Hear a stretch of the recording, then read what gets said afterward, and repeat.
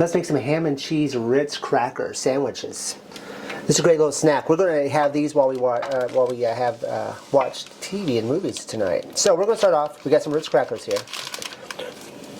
and some of them are broken, but we're just going to line the bottom of our pan with these crackers.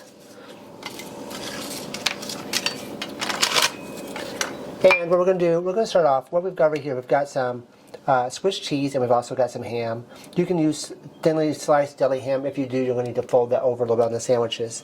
We're going to put on each of these sandwiches, we're just going to put a slice of Swiss cheese, some ham, another slice of Swiss cheese, and then another cracker on top. And this is going to be one of our first steps. Alright, we've got all of our sandwiches done over here. And the thing, this is actually good for about 48 crackers, about 24 sandwiches, what it's good for. You're going to need about 16 slices of cheese to do that with. What we have here is, in this container here, we have 1/4 a cup of butter, or you got 4 tablespoons.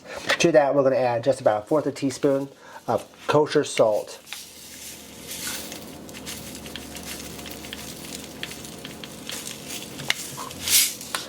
We're going to add 1 teaspoon of Worcestershire sauce. I can never pronounce that properly.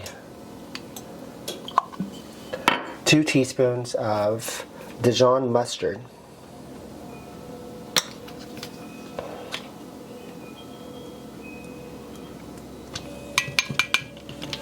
We preheated our oven to 350 degrees. We're just going to take this and we're just going to mix that up, create a nice little sauce. Once we get that mixed in well,